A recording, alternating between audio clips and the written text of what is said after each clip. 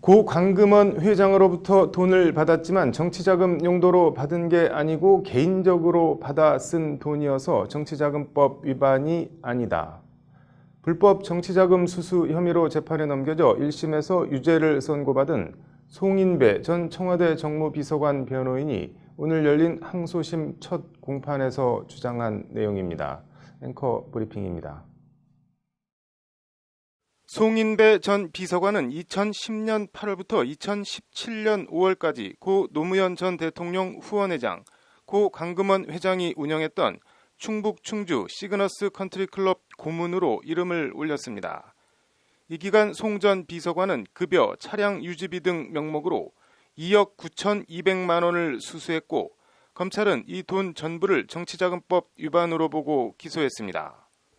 1심 재판에서 송 전 비서관 측은 이 사건 자금은 시그너스의 고문으로 활동하고 받은 정당한 대가일 뿐 정치자금으로 받은 것이 아니다고 주장했습니다.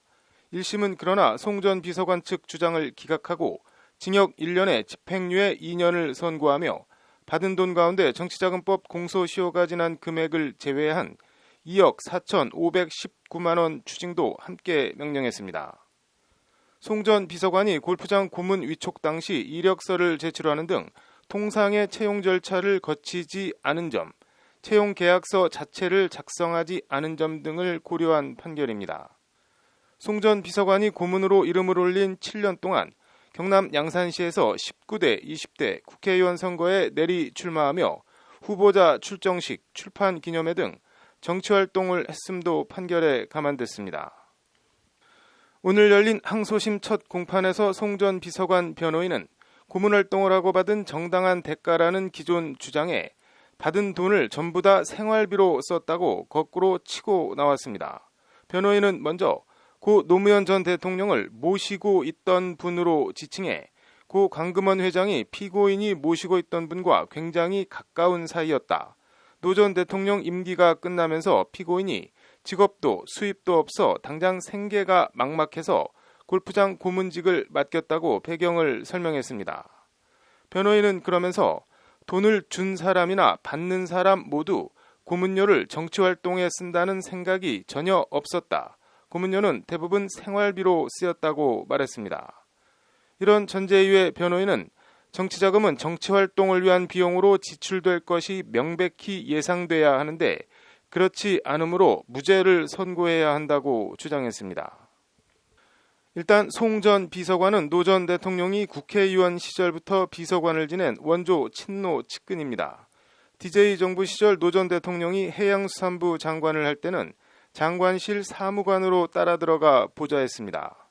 노무현 정권이 출범한 이후엔 시민사회 수석실 행정관으로 청와대에 들어가 사회조정 2비서관으로 고 노무현 전 대통령과 청와대에서 끝까지 임기를 같이 한 이른바 순장조였습니다.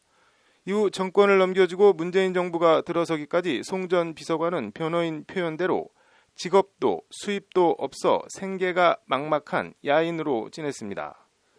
이런 점들을 종합하면 고 노무현 전 대통령 후원 회장이었던 고 강금원 회장이 처지를 안타깝게 여겨 고문 직함을 주고 생활비를 챙겨줬을 개연성도 충분히 있습니다.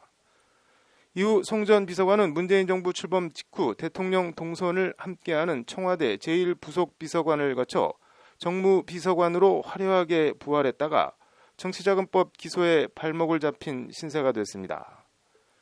일단 정치자금법 제2조 기본원칙 3항은 정치자금은 정치활동을 위하여 소요되는 경비로만 지출하여야 하며 사적 경비로 지출하거나 부정한 용도로 지출하여서는 아니 된다고 적시하고 있습니다. 받은 돈이 정치자금임을 전제로 한 조항입니다. 송 전 비서관 변호인은 이 조항을 거꾸로 비틀어 애초 정치자금을 받은 게 아니어서 사적 경비로 지출한 게 당연한 거다. 정치자금법 위반이 아니다는 취지로 주장하고 있는 겁니다.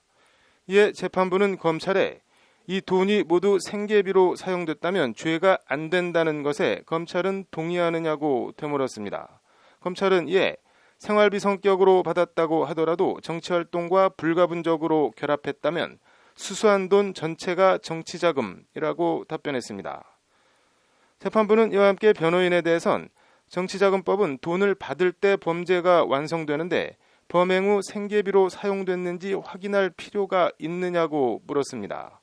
이에 변호인은 실제 정치 목적을 위해 돈을 받았는지가 중요한데 어떤 형태로 돈을 받았고 어떻게 쓰였는지는 중요한 정황 사실이라고 답변했습니다. 재판부는 향후 해당 쟁점을 두고 양측 주장을 중요하게 심리하겠다는 뜻을 밝혔습니다. 정치인에게 생활비와 정치활동비가 분리될 수 없다는 검찰과 생활비로 받은 돈을 정치자금법 위반으로 처벌하는 건 죄형 법정주의 위반이라는 변호인. 양측 주장 모두 일리가 있어 보입니다. 현직 국회의원과 달리 평소 정치자금을 모을 방법 자체가 차단되고 이른바 전업 정치인으로 활동하는 것은 부동산 등 보유자산에 의한 고정수입이 없는 한 불가능한 점을 참작했다. 송 전 비서관에 대해 정치자금법 유죄를 선고하면서도 징역형 집행은 유예한 1심 재판부가 밝힌 양형 사유입니다.